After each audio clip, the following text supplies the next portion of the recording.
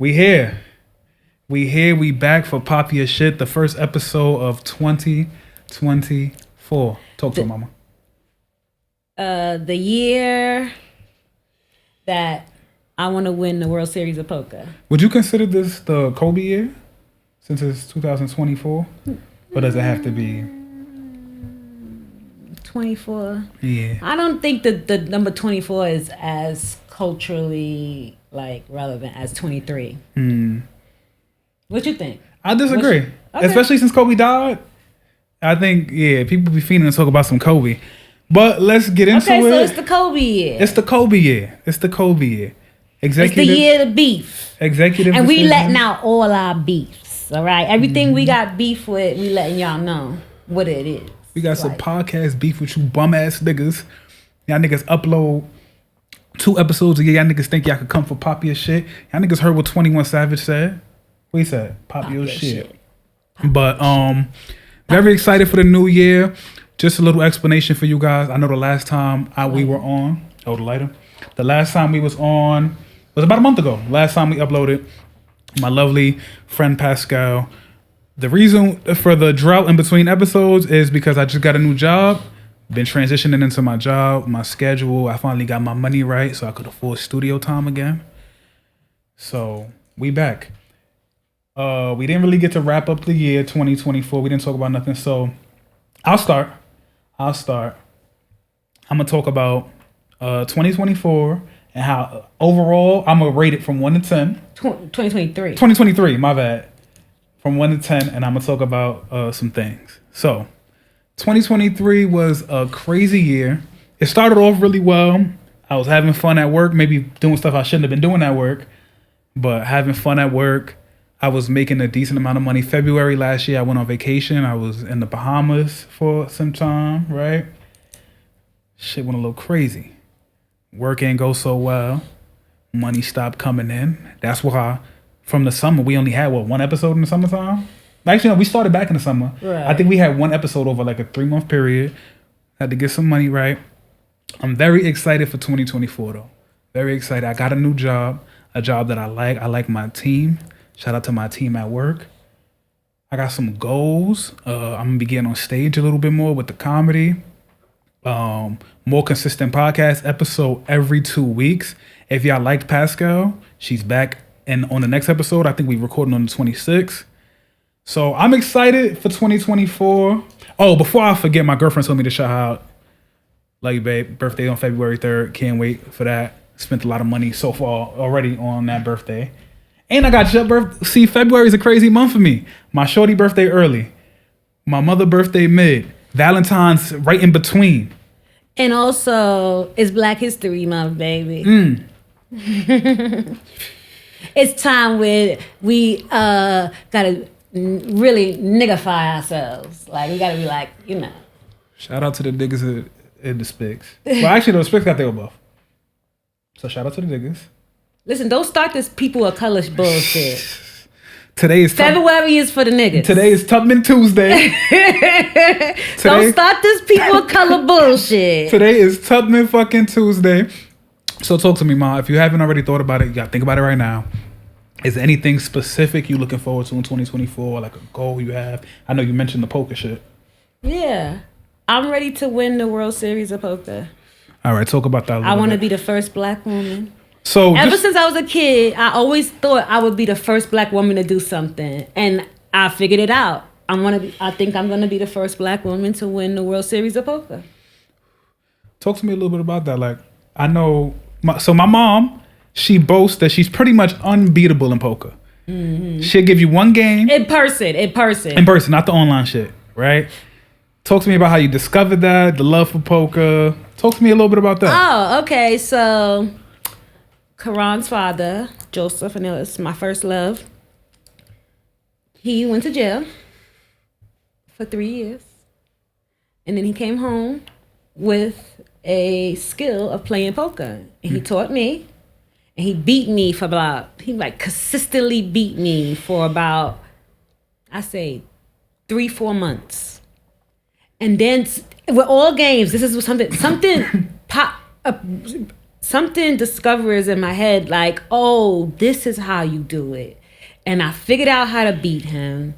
And although, yes, he has beat me ever since that day, I figured out how to beat him, but he beat me because I let him beat me. Because you know how your father is. If you don't let him beat you, he won't play with you no more. Same with me. Like, I got that shit from him. Like, if you don't let him beat you, it's the reason why my mother won't play Monopoly with me no more. If you won't let him beat you sometime, he will not play with you anymore.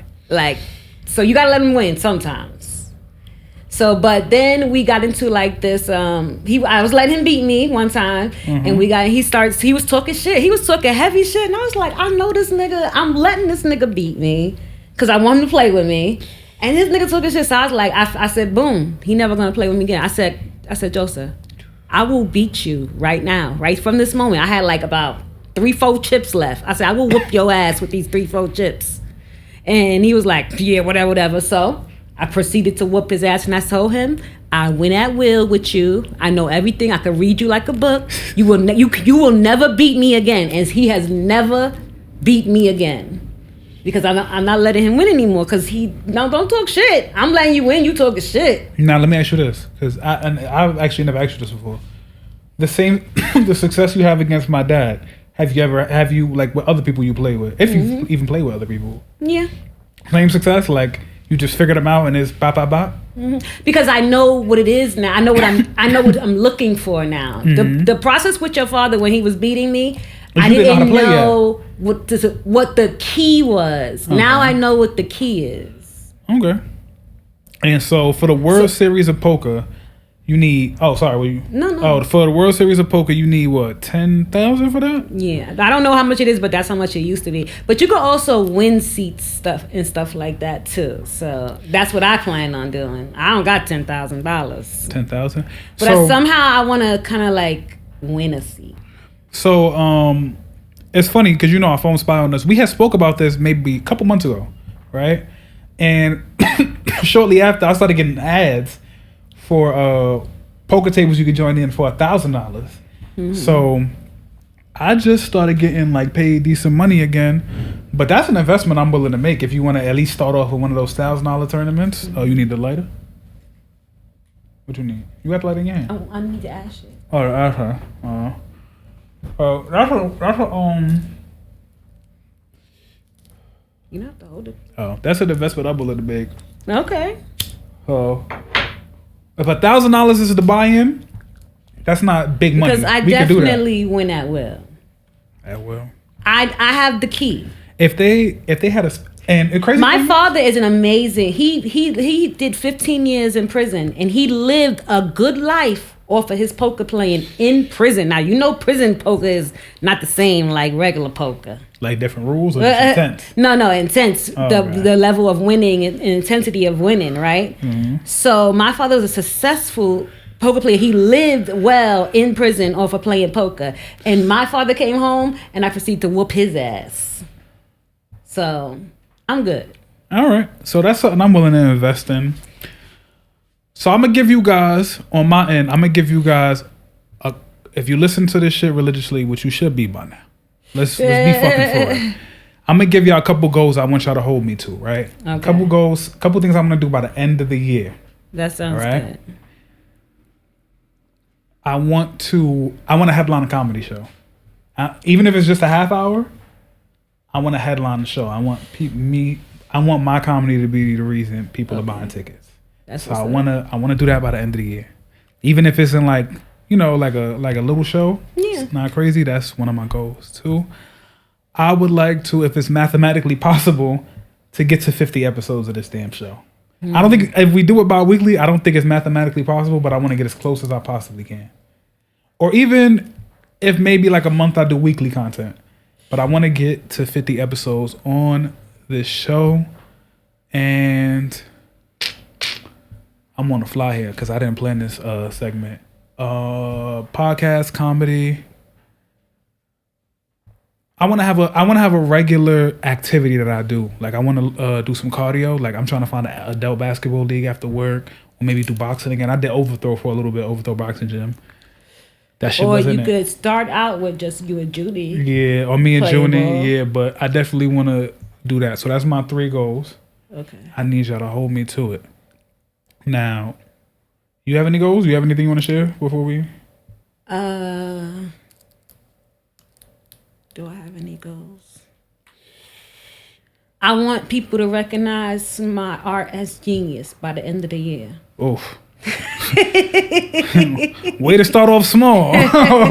Way to give yourself some room to grow. She's like, I want to be a genius. I want to be a god. I want to be a goddess. I want you to worship me. I want you to say that you cannot live without me. I want a cult. I've been wanting a cult for a long. You promised me a cult. I would get Little it. nigga. Not this year. I would get it. Little nigga, you promised me a cult. Building a cult is time consuming. Rome wasn't built in a day. I'm in the beginning stages to get my cult. All right. In this topic of the new year and goals and stuff like that, I'm gonna do a product review. We're gonna do a product review, and I don't do this often, and I'm probably never gonna do it again. Maybe I may do one more, but this product is something I really believe in, and I think it's dope. So I'm gonna put it on the screen for y'all. It's called what is it? The Ultimate Rich Girl Calendar. This book was designed. This was designed by someone near and dear to me, my sis Casey, right? So as you see here, Ultimate 2024 Rich Girl Calendar has this cute little cover page. If you go down a little bit, has this little message, and I think this is cute. This little rich thing, because people see rich and they think of money, but I know she has always said like it's about living abundantly, and I'm fucking up my explanation here, but this is really cute. Has goal planning, how to use. You got the 2024 vision board if you scroll down a little bit. So, and I know it has a Q1 goals, which I think is really cool. So I'll put the link in the bio. It's on Etsy. It's $20, not that expensive. The thing I think that's cool about the digital calendar thing is it could be in your phone. You don't have to carry it around as a book, because I know people like planners, but having it in your phone is really cool. Got your little first quarter goals. I think this shit is dope. I think you guys should check it out. It's going to be in the bio. Yeah, I think this shit is dope. And I think it's cute for the ladies, right? Because it's got the whole rich girl thing. But fellas, you could get in on it too. I bought it. I had to buy that. That wasn't free. You could get in on it too, fellas. And just think to yourself, if you already a broke boy, might as well try being a rich girl. So shout out to my girl Casey. Dope ass calendar. 2024 is lit. Which is what broke boys are currently doing on the internet right now, trying to be rich girls. Because they broke boys, they mad. Mm-hmm. So go ahead and call that. Yo, internet niggas is like they want. I'm the leader of the I'm the leader of the Sassy Boy Society. So they want submissive providers. Like they want you to submit to them while also being a provider. Absolutely acceptable. It's an acceptable get the fuck request. out of here. Let's talk about my boy Katt Williams. Yo, Katt fucking Williams. Go ahead, yo, come on, give me something. Like, first of all, I already think that Katt Williams is dope as fuck, because I'm gonna tell you what make him so solid in my eyes forever. No matter what come out about this nigga that he did, this thing that he did make him solid as fuck. He had a baby with a woman who had 7 children, including their kid together. We still talking about Katt Williams, right? Yeah. Oh, okay. And the woman had a drug problem, and her kids were going to go into the system. So Katt Williams didn't just take his son and say, no, not my son, go in the system, I'm going to take him. He adopted all of her children, so none of his sons, and the reason why, so none of his son's siblings had to grow up in the system. And yo, let me tell you something, that nigga got a pass forever from me. I had no idea about that. Yeah, that nigga got a pass forever from me. Like no matter what? No. Is there limits on the pass? There's limits. There's no limits? raping babies. All right. Let's talk about the interview though. Katt Williams did the interview on Club Shay Shay with Shannon Sharpe, and he said some shit. I think this had to be like the 3rd day of the year too. Yeah. He talked about Steve Harvey. He talked about Cedric the Entertainer, Ricky Smiley, Gary Owens. Chris Rock, Dave Chappelle, everybody. Out of everything you heard, I'm gonna admit I didn't see the full interview. I just saw a lot of clips, but the interview was long as shit. It's 3 hours. 3 hours. I wasn't doing that. I don't got that kind of time. Is there anything you've seen that? I mean, sorry, yeah. Is there anything you've seen that like really stuck out to you and you're like, I believe that shit? I believe all of that shit. You think he's telling the truth about all of it? Mm-hmm. Let me tell you one thing he lied about. He said, people some say I use drugs. I've never used a drug. He has like 11 cocaine possession arrests. Mm-hmm. Why do you think we gonna believe he don't use drugs? I didn't see that. So You didn't see that part? no. So that's why. Okay. So what I seen, I believe. He said, I've never used a drug. He's been arrested mad times for drugs. Okay, that doesn't mean that he used the drug. He also has a baby with a woman with the drug problem, so he in that sphere. I'm not buying. Did they ever do he have a positive drug test on the system? Oh, so for I'm Katt not buying that Williams, shit. so for this is fucked up, yo. Okay. So for Katt Williams, it don't have to be specific. You have to have specific evidence. It could just have a broad opinion of it. But for Tory Lanez, you gotta have specific evidence. Oh my Come God. on, that's not fair. Ma, That's not fair. That's Ma, not fair. Please, you. Every time we argue about something, you can find a way That's to not move it back to fair. Tory Lanez. How is that not fair? Explain that. Because for Tory Lanez, you like, I don't know. I wasn't there when they got shot. I didn't see nobody shot. Blah, blah, blah, blah, right. But I'm telling you, for Katt Williams, like just because he was arrested for possession doesn't mean he's using it. You can't make that leap. And you saying It's that like just 11 different just because times, she got though. a hole in her bullet hole in her foot doesn't mean she got shot. Like, come on, all right. It's like 11 different times he got arrested. I don't know if that's the exact number, but he has mad drug possession arrests. Okay. But that doesn't mean that you get the right to leap to he's using them. Unless they tested him and they said he got some drugs in his system. I'm not buying that shit. Okay. He be on drugs. You don't think he be looking high as fuck all the time? He smokes weed. But not weed high. I mean, I don't know. I'm not saying that he don't do. I'm not saying that he doesn't do cocaine. He definitely does though. It's 100%. I was there. Okay. Tory Lanez. I wasn't there for Tory Tory. Lanez definitely shot Megan. I was there. How you was there? How you was there? That happened on my birthday. You was with me on my birthday. No. That did happen. That happened on my birthday. You was with your woman on your birthday. You wasn't with me. No, we had in Chanel's backyard. No. Son. I got an alibi. I do. Damn, what else? Steve Harvey. Okay. He accused Steve Harvey of some major joke stealing.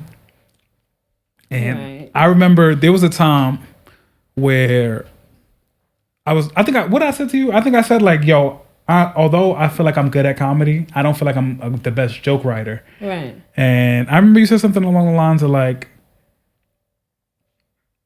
I forgot what we were talking about, but it was something along the lines that like, oh, Steve Harvey, the reason why you don't write jokes as quick as Steve Harvey is because you don't joke steal, and he's willing to steal people's jokes. And it's funny, you said that years ago. This was years ago we had this conversation, and this is coming out now. So I think that's pretty interesting. I'm high as fuck. What about you? Yeah. And okay, so Kevin Hart, remember I told you, as soon as I saw it, I heard that joke, your mama told me to kill you. I told you, Kevin Hart stole that joke from Bill Cosby, word for word. So yeah, these people, they stealing jokes. Everybody. Speaking of Kevin Hart, he said that he's a plant. You think that's true? What does that mean, a plant? Like, an industry plant is like somebody that rises to fame, right? So they rise to fame, but there's like very little like backstory. You know what I mean? So it's like people speculate that industry, record labels and stuff, and people who make decisions like for influencers and shit like that, they just prop them up. Like there's usually no evidence that they were. I don't think that. No. From where he comes from, no, I don't think that he's an industry. No. Because where would he be? How would the industry find him? Would have found him to plant him? Like if he was like, I don't know, related to somebody who's in show business or something. I don't know, but where he comes from leads me to think, no, that's not the case. See, the thing is with Kevin Hart is there's a lot of footage of his older comedy. Like, can you give me the ashtray? There's a lot of footage of his older comedy. I think he even has an old special on Peacock from like 1998. Right. You know what I mean? So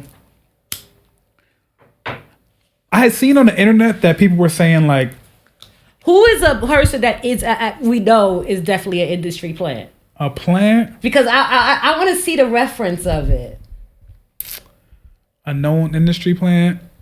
CJ, the rapper who, you know that song Whoopty that was popping in like 2020? No, sing it. Whoopty and Whoopty. Nope, I had that. I never heard that in my life. That song blew up, right? And in the video, he's with a bunch of Bloods in New York, right? Then a bunch of like street artists, like people who were actually like with street, was kind of calling him out, like who the fuck is this dude? Like he's supposed to be a Blood from Brooklyn, and nobody in Brooklyn knows him or whatever, and so he's considered a plant. Like, who planted him? Who's the gardener? The record label. A record label. You see what I'm saying?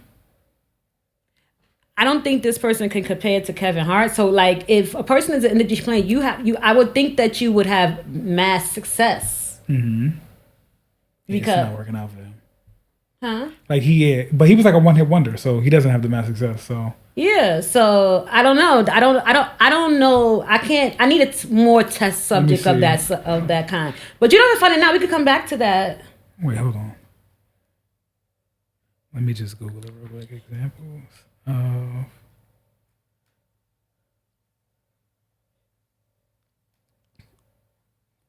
Typing right now is kicking my ass.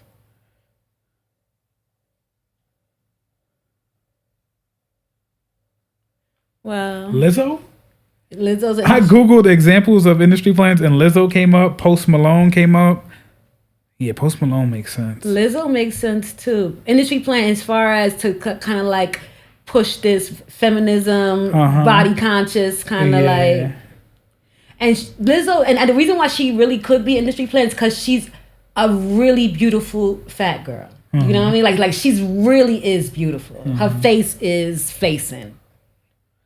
You know? So, Post Malone for sure. I don't even know who that is. I just know it's a cultural vulture. Yeah, he is a cultural vulture. So with that reference, do you think it's possible that Kevin Hart is an industry plant? No.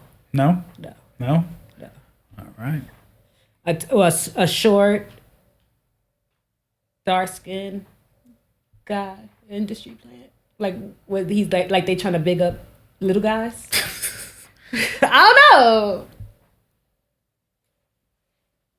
I'm trying to think of another one. Listen, I'm not particularly fond of Kevin Hart's latest comedy, but I can admit that he is funny. Mm-hmm. He has, especially when he's talking about his father. When Kevin Hart is speaking about his father, he is a genius comedian. Have you saw the latest one on Peacock? Yeah. And those jokes about his dad? Yeah, he is a genius comedian when he is joking and telling jokes about his father. All his best jokes, all the jokes that really made me have a belly laugh are about his father. So he is funny. Yeah. So yeah, he's definitely funny. I mean, it's hard to be consistently funny for such a long time. Especially since he's out there too much. Yeah, he's out there way too much. Yeah.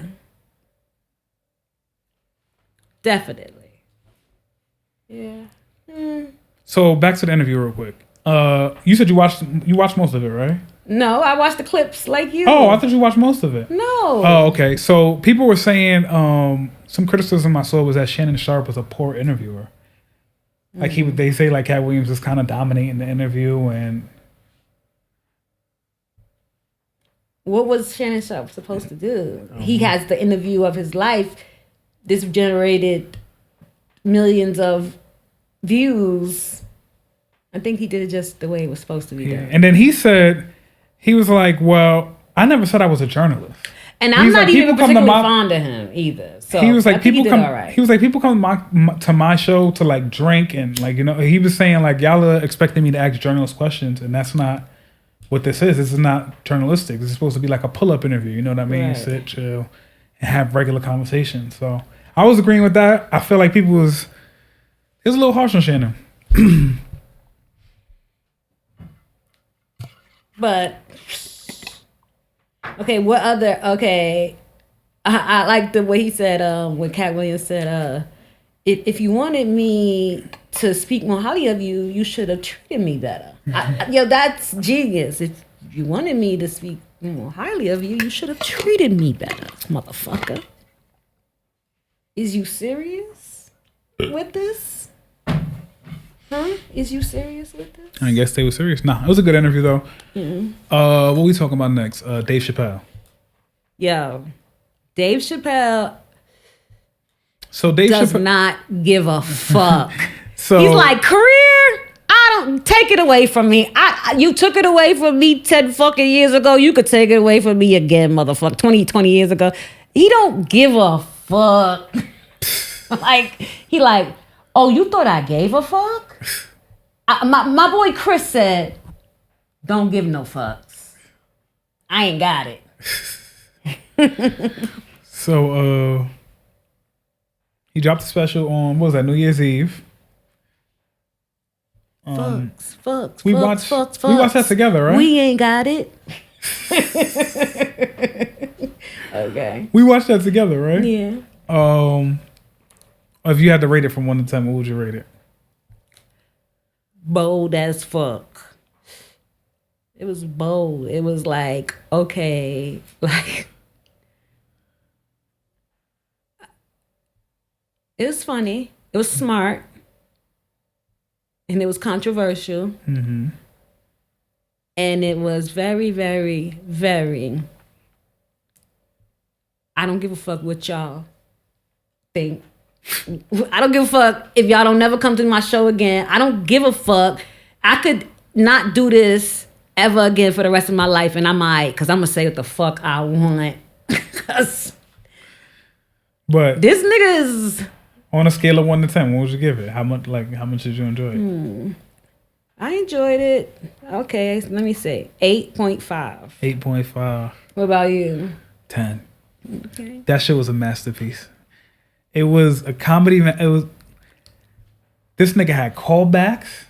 This nigga had good punches. He was tagging them fucking punches. That was a really good fucking special. And like you said, it was bold. When he started off with the transgender joke, I was like, oh, he don't give a fuck, He right? don't give a fuck. And then Fucks. He when ain't got him. When he did the handicap joke, I was like, oh, he don't give no fucks. No fucks. And I thought that was the peak of he don't give no fucks, right? And then he did the submersible joke, and he did the my watery grave. I was like, Then he did the. I was like, what the? Are you? Yo. Are you serious? He's doing exactly what the fuck a comic is. He's pushing the fucking envelope. And he's pushing the line as far as he can. Like, there's no comedian who could claim that seriousness of, I don't give a fuck. I'm not going to say. All the rest of the comedians, every single one of them say, I'm not going to say that because I think that could end my career. Mm-hmm. This motherfucker right here don't give a fuck. He's like, all right, I'm going to say it, and you might. I would put Bernie in that category too. No? Bernie? Yeah, he's Bernie dead. Man? No, but I'm saying like he was like that too. Like with that, like he didn't give a fuck. He would tell like his joke style. Right. I would put him up there with that. Mm-hmm. Like, yeah, I don't give a fuck. But man, that was a really good fucking special. And I get a little anxiety when I watch Dave Chappelle, right? Because Dave Chappelle, that nigga will have me looking at that special and I'd be like, damn, how am I ever gonna be this good at this shit? Like, I get a little insecure watching Dave Chappelle, but that I enjoyed that. Oh yeah. I get. I wish you would get inspired. I do a little bit, but I also be thinking to myself like, damn, I got to get this good. But you really don't. Why do you say that? Because you just got to get good like you. You're kind of good. And Dave Chappelle ain't got shit on that. Okay.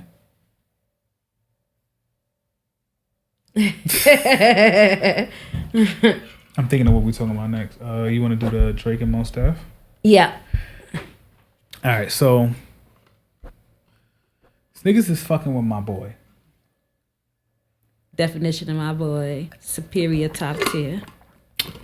Mos Def did an interview, and the interviewer asked him, "What do you consider Drake? Do you consider him pop?" And he said that Drake is not hip hop, or he said it's hip hop with an edge, like, and he referenced how they play his music in shopping malls and Targets and stuff like that. So that somehow means he's not hip hop. I don't necessarily think it means that he's not hip hop. I think it, but also centers him in the pop genre as well, and you can't take away from that pop genre. So that's why you have to include both of them. He is hip hop, but he's very much popular music as well. And what popular music means is just mainstream, like across every type of person. This is a popular music person. So would you consider Jay-Z pop? No. Jay-Z's music was popular. It was mainstream, no? I don't think so. I don't think it's mainstream amongst all cultures, all people. Jay-Z? No, I don't think Jay-Z. But I think that Drake is main. And this is a compliment. No, I'm not saying it's not. This is a compliment. You seem like no. I'm not saying it's not. I'm just saying. I'm saying that I think Drake is more pop than Jay-Z. I think that Drake is in more homes than Jay-Z. You get what I'm saying? Mm-hmm. I'm not saying that Drake is bad. This is a compliment. No, he is mainstream. He is within the fabrics of the world, not America. He's within the fabrics of the world. So do I think like there will be people in the suburbs of, not suburbs, but like in the country of Africa, do I think there'll be more people who know of Drake this day and age than Jay-Z? Yes, I do. I think Drake is more known. He's more popular. He's more mainstream. But what I'm asking is, do I think Jay-Z is totally unknown in those areas? No, of course not. But I think Drake is more known. I think Drake is pop. He's within the fabric of the world. So, what my question would be is there any other rapper that you would consider mainstream? And if so, will we call that rapper pop?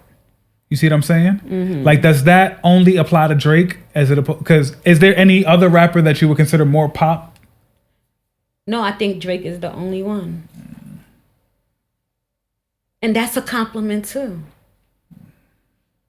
Because rap had to become pop. Somehow rap had to become the world. You're taking it as an insult, and it's a compliment. I just think Mos Def meant it to try to discredit. Yeah, for sure.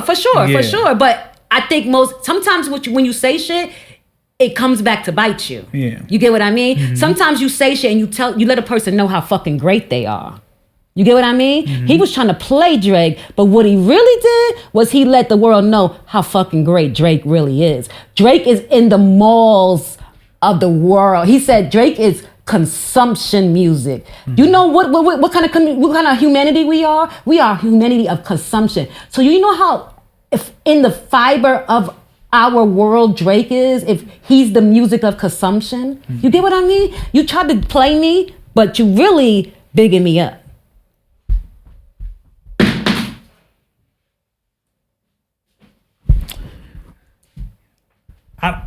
I don't know. I think he was trying to diss him.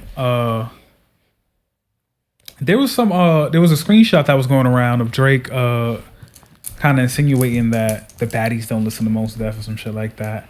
And they don't. And there's a line in his most recent album. He said, "Well, Mos Def gave me like a rap performance." And he's done interviews saying that Mos Def was one of the first artists to give him a chance in New York. He used to open for Mos Def.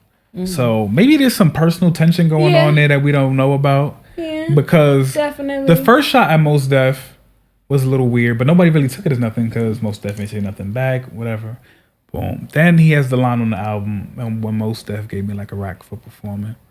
And now Most gave me like me a rack, like paid him $1,000 to perform. And I don't know. I think there may be something personal there that we don't know about. Maybe about a woman. maybe I don't know. Cause they had a good relationship. He used to open for him, one of the first artists to let him open for him. And well, maybe it's possibly a jealousy thing because I guess Mos Def can feel like this guy used to open for me and now he's the entertainer of the world of a genre. Yeah. Get what I mean? Like Drake is so much bigger than him and he's the one who gave him. So there could be some jealousy there. Yeah. Mos Def is only a man. He is only a man. He's only a human. And there could be jealousy there for that reason. Like this nigga used to open for me. Now the world is consuming his music. You know? And you know what? Now that I think about it, that's common for like, even like in regular everyday shit. If let's say you take somebody under your wing at work and then they end up being your manager, like you would feel those. It's understandable, but and especially if you think you better than them, you get what I mean. I know Mos Def thinks he's better than Drake, and he is, but he is. Drake is way more charismatic. What is he better at him then? We ain't gonna fight about that. I'm just asking, like rapping. Yes, he's a better rapper than him. Yeah, but okay, we don't have to agree. Music is subjective. No, yeah. But what I'm saying is, like, imagine that. Like, you're the manager. You working at a job. You train this person. You take this person under your wing. Now they're your manager, and you think you better than them. Like, damn, I do this job way better than them. Why? But that person is more charismatic. They're more able to put themselves in better situations to get promotions better than you. So you have the talent, but you don't have that charisma that you need to propel yourself forward. And that's what it's all about. That's reasonable. Because I think any person in that situation will feel the same way. Yeah. But you really think he's better? By a mile. By a mile? Mos Def is a legend, lyricist. So is Drake. Okay. You don't think he's I don't. You know I don't. I don't hate him, and I don't. But I don't think that his music is as great as you do. I'm sorry, I just don't. And he's not. I don't hate him. He's not bad. I don't wish no bad on him or anything. It's just that I'm not a fan like you. Understandable. Do you? And you're not a fan of Kendrick Lamar like I am. So we even.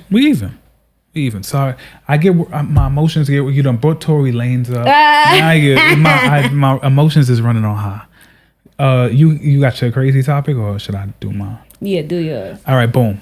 So this segment is called Crazy Topics. She doesn't know my topic that we about to talk about. I don't know hers. So all the shit is about to be on the fly. I hope it's good. My topic. Some shit went down in Florida at a mall. Niggas say niggas was scrapping, but there was no dead niggas. And no videotape. No videotape, no nothing, right? Then there was rumors going around. There's a fucking alien in the mall.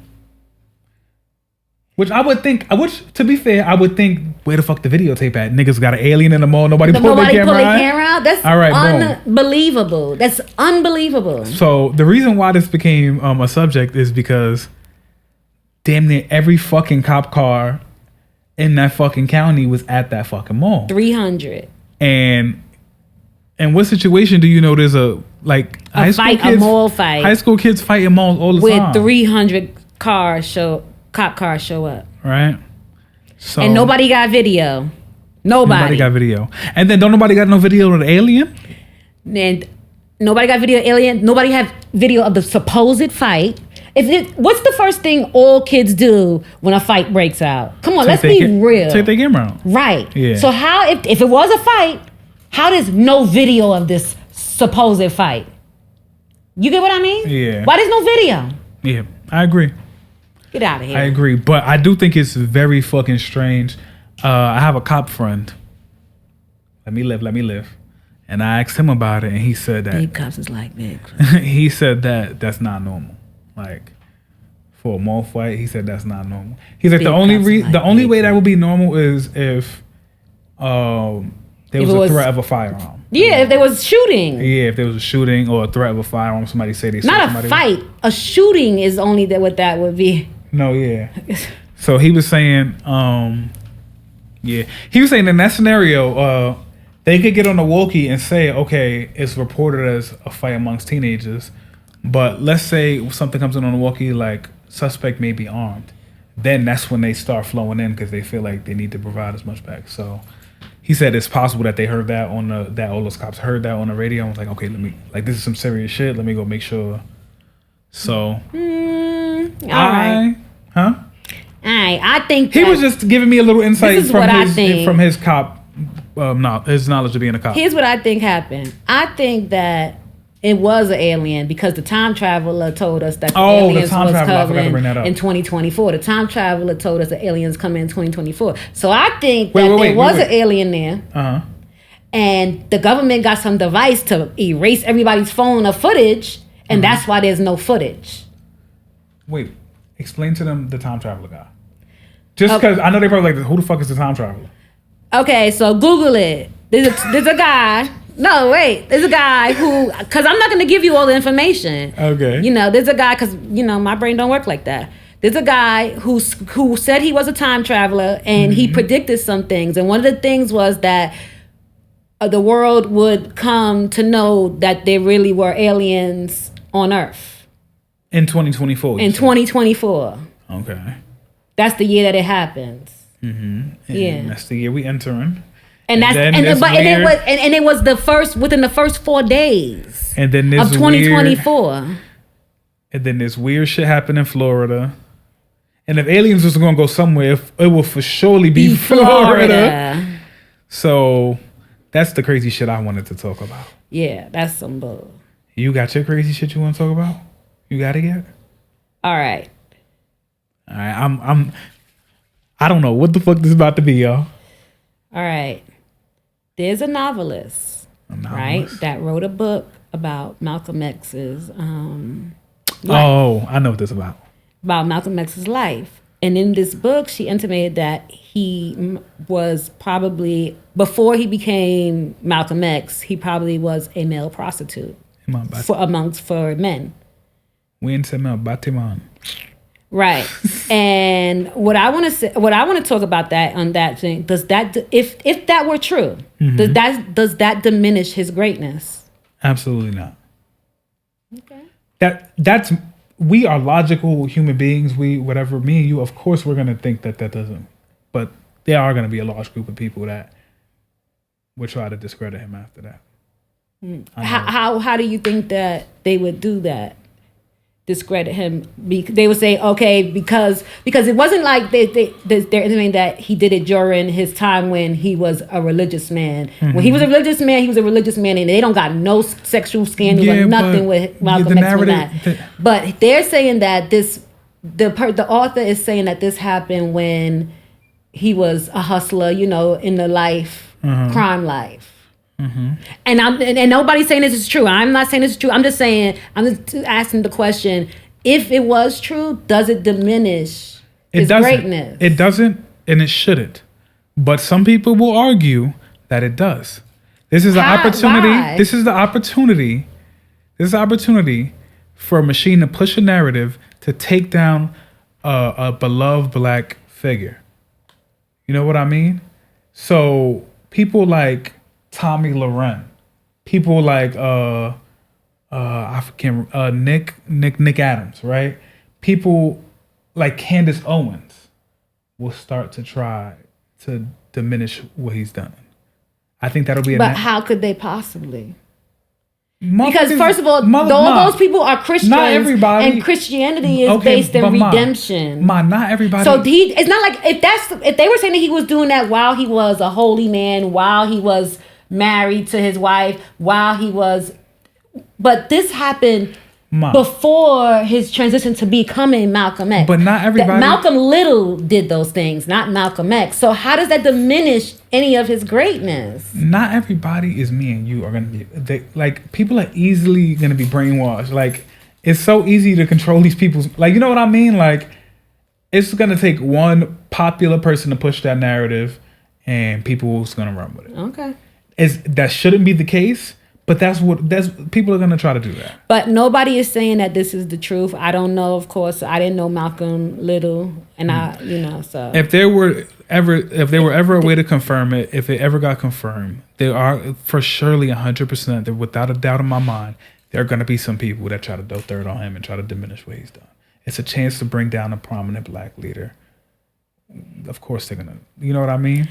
And I would think that it would only work if it was activity after he became a prominent black leader. If it's activity from before he's a prominent black leader, I don't understand how because people are homophobic regardless of when you homophobic. But even if he was that, he wasn't that once he got out of jail. Malcolm X was one of the most surveillance men on earth, and if he was doing that, the FBI would have definitely leaked that to us, because what they want to do, if they had that, they want to diminish him, as like you say. So it's absolutely no way that he was doing that. You arguing in logic, mama, and these people, logic is not involved here. They are gonna people are homophobic regardless of when you did what you did, and once they get a wind of that, they're gonna try to diminish him. It don't matter if you fucked it. Like, people are homophobic. All right. Them homophobes are gonna find a way. But yeah, for sure. I don't think. Like I said, I don't think it's right. I don't think he should. Like, I don't think that should diminish him at all. But motherfuckers is going to try. Imagine a bitch like Tommy Loren found some shit like that out, could confirm that. Do you know what she would be tweeting? And motherfuckers actually follow her, so it's gonna happen for sure. All right. I don't got nothing else. You got something else you want to talk about? So what you think about the Diddy fallout? You think he got a master plan? I think, yeah. I don't know if it'll work, but I think I think they're trying to cook something up for sure. I don't know if you've seen. Do you think his plan is going according to how he? No, hell no. Did you see he's nominated for a Grammy and he declined his invite. He's not going to the Grammy, so I think he's gonna try to lay low until. You better lay low. I think he's gonna try to lay low. I think he's gonna try to use the baby's formula. I think he's gonna try to lay low. Which is the perfect formula. Yeah. Whenever you're in the stuff like that, the best thing to do is just don't even say nothing. Just sit back and take your licks. Yeah, just lay low. People's attention span is real short. Yeah, sit back and take your licks. And you know, if your project good enough, people gonna forget. Yeah. And if you really are talented, right? Yeah. If you really are talented and good at what you do. So part of the lick he's gonna have to take. There are some people who are never gonna forgive him, and they're gonna put him in the status of like R. Kelly, where it's like, don't play that Diddy shit. There's gonna be a percentage of people like that. He's just gonna have to take that and just focus on the people who will take him back. But he definitely, that's a hit. That's a hit. I think that him settling in 24 hours. Oof, that's such a bad look. That was a bad That's a bad look. And I'm pretty sure Cassie's team strong-armed them into that and was like, really? You have till this day. Wow, I'm going public. That's brilliant. Yeah. Brilliant. For sure. So she got what she wanted, and now he looks guilty as fuck. Mm-hmm. Yeah, no. That shit is crazy. I'm trying to think of anything else crazy that happened. Excellent lawyering. Shout out to Cassie's lawyers. Anything else crazy happened since we last spoke to him? From 2024. How much time we got? I don't know. Does anybody die? Did anybody die? Yeah, somebody died. Who died? That black guy from Brooklyn Nine-Nine. Oh yeah, he was in The Wire too, right? Yeah, Yeah. I liked him. Yeah. I feel like everybody was saying R.I.P. to somebody. Oh, Chandler died. Ah, Chandler died. Perry. Yeah, Matthew Perry. That one was tough. But I think we out of time. For the okay. day. But we want to talk about. We're going to talk about the nature of addiction time with next time, and pain and suicide. All right, I'm gonna fuck with that. Yeah, because You think he committed suicide, or that's just part? I think of it's a what you possibility. Oh, okay. Addiction is a tough thing to live with. It's hard. All right, so we'll get into that on our next episode. Another episode in 2 weeks. It'll be Pascal with me. It should be dropping on the 27th, 28th ish. Happy New Year, motherfuckers.